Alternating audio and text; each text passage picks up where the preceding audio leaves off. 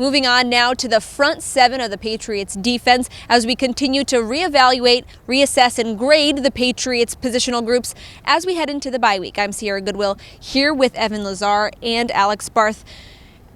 Evan, we're going to start with you. I know you're kind of breaking this one up a little bit because within the front seven, there's some guys who are playing really well, and then there's some guys who need to step up. Yeah, so the defensive line, I think, is giving you about what you would expect out of that group, which is really not much, right? You really just want those guys to be run stuffers. Lawrence Guy has certainly been the best of the bunch. Danny Shelton's also had some good glimpses here and there.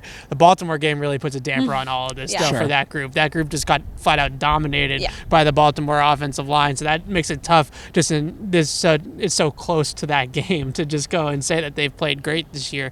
But the linebackers, the boogeymen, the true boogeymen, those guys have been excellent. Dante Hightower, Jamie Collins, Kyle Van Noy, Juwan Bentley, go right on down the list. John Simon, who I think is maybe one of the more underrated players on this team. He is a guy that's really flown under the radar, who played very, very well all year long, extremely sound, very physical player, good against the run and the pass. So the linebackers, I give an A. The defensive line, probably like a C+. They've been good. They've been giving them what they needed because really the playmakers on this defense is at that second and third level, right? It's the linebackers and it's the secondary. The defensive line, their job is just to kind of contain their gaps, stay in position, hold at the point of attack, and don't get blown over like they did against Baltimore. While you were listing off the linebackers there, even Chase Winovich, the rookie, has really taken advantage of his minutes and been really impactful. So I don't think we can leave him out of that group as well. But I would give the entire front seven as a whole, considering what happened against the Ravens, probably a B, solid B, because you can't let one game kind of bring the law of averages. It can't bring you all the way down. If they were playing at an A, one game doesn't bring you to a C-.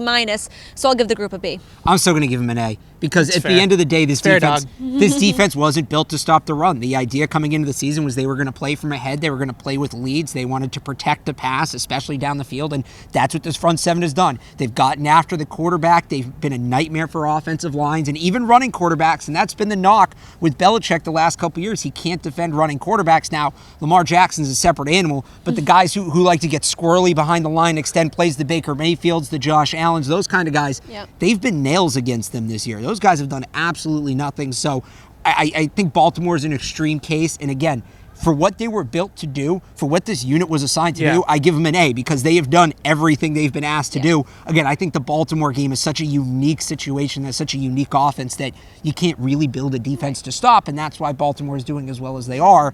I'll still give them the A. I'll call it a bad night.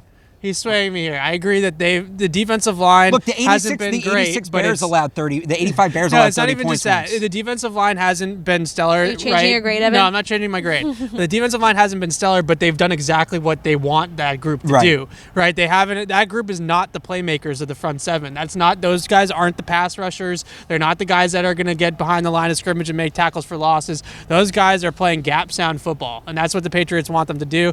Can we also give an A to Steve Belichick, Gerard Mayo, and Bill Belichick for the schemes that they're running up front? Because the schemes, especially the pressure schemes that they're running, the blitzes, the zero coverage, that type of stuff, has just been excellent pretty much all year, and has been probably... There are teams, I watch other defenses, and they are stealing from the Patriots what the Patriots are doing because of how good it is. So those guys definitely get an A from me as well. And the whole boogeyman thing was fantastic. That does bump the grade up a little bit, too. It has to. It's true. They got to earn Sold the boogeyman T-shirts, nickname so back it means me. something, right?